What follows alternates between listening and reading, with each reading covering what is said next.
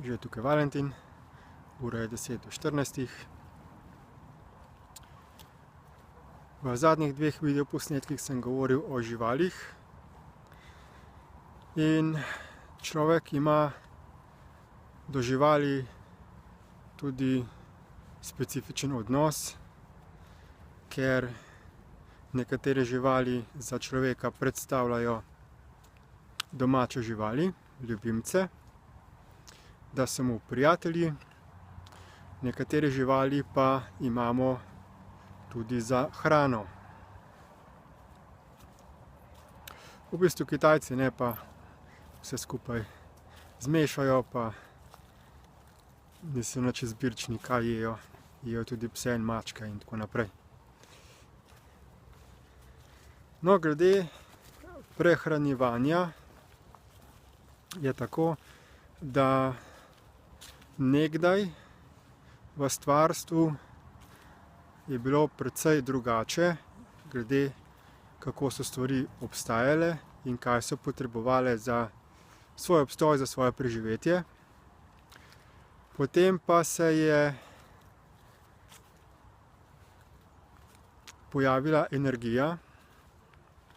Energija je izšla iz fizičnega, iz snovi, je neka vrsta sekundarne snovi in energija je potem dobila svoje lastno zavedanje,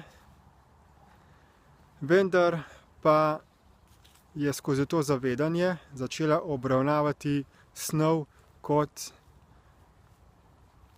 ločeno pojavnost od samega sebe.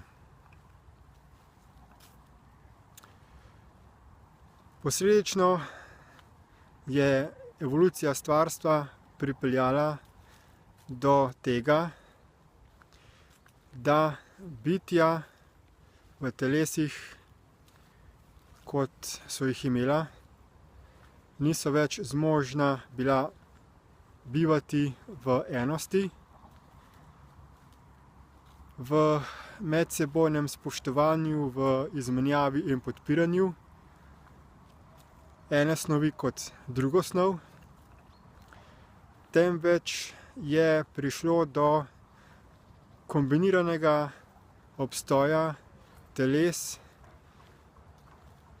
za katere je tipičen primer človek.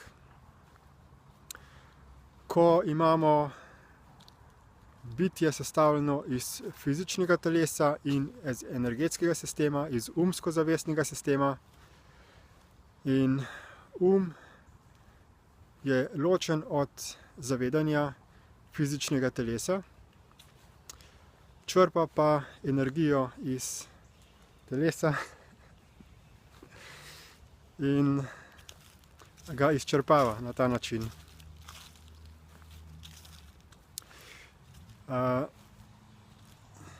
Zaradi stalnega izčrpavanja fizičnega telesa preko umsko-zavestnega sistema prihaja do pomanjkanja določenih snovi, ki so potrebne za obstoj fizičnega telesa pri življenju, in posledično se je pojavila potreba po temu, da integriramo določene druge snovi, kemikalije, gradnike, substance, da naše telo lahko obstaja še naprej. Na ta način sedaj tudi telesa živali, ki so precej v sami enosti, potrebujejo hranila v smislu hranjenja z drugimi živimi bitji, zato da lahko obstaja njihovo lastno fizično telo pri življenju. Razlika med človekom in živalmi pa je v tem, da žival je v stalnem zavedanju svojega fizičnega telesa in komunicira z vsako najmanjšo celico. Živali imajo tudi zelo natančen vid in lahko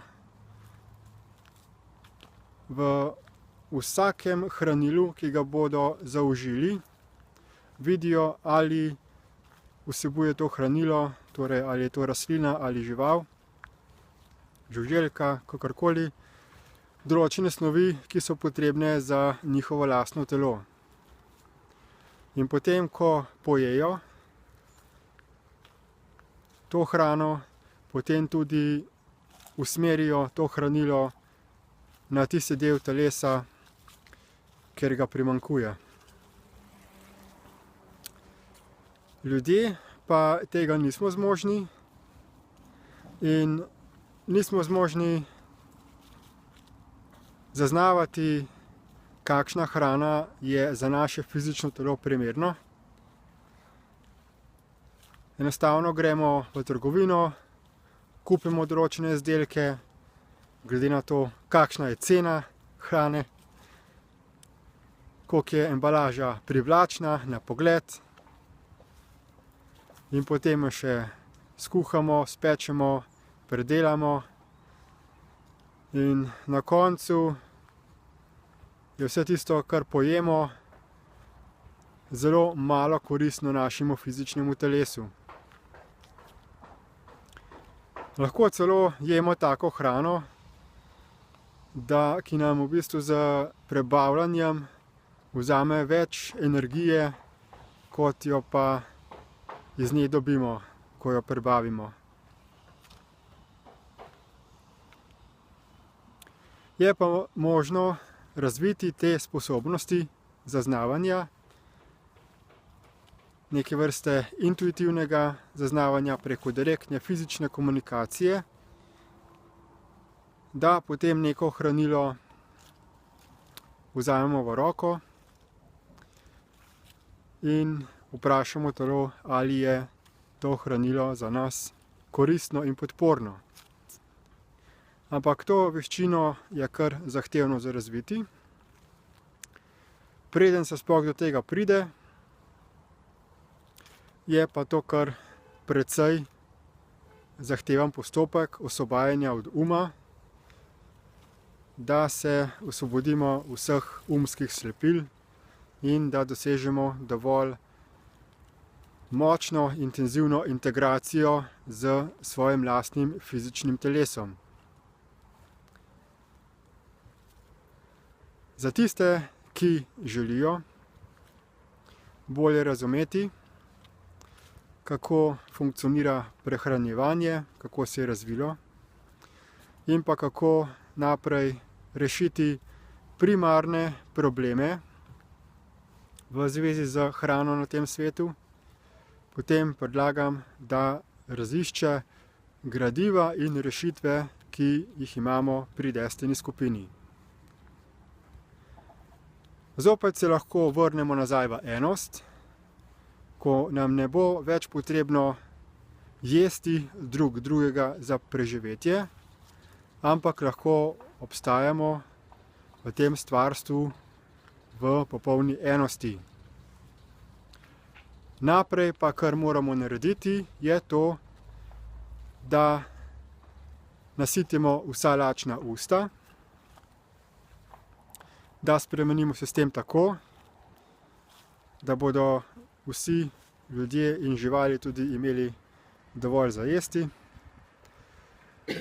Potem naslednji korak pa je izpopolnjevanje prehrane, da bomo ustvarili nove odnose z hrano, ki jo dajemo vase, da najprej izberemo boljša, podporna hranila, boljšo hrano, nato pa, da se potem v končni fazi sploh osvobodimo od te potrebe, da bi hrano jedli. Za več informacij si prosim pregledajte povezave do spletnih virov pod tem videoposnetkom. To je vse za danes, lepo se imejte in nasvidenje.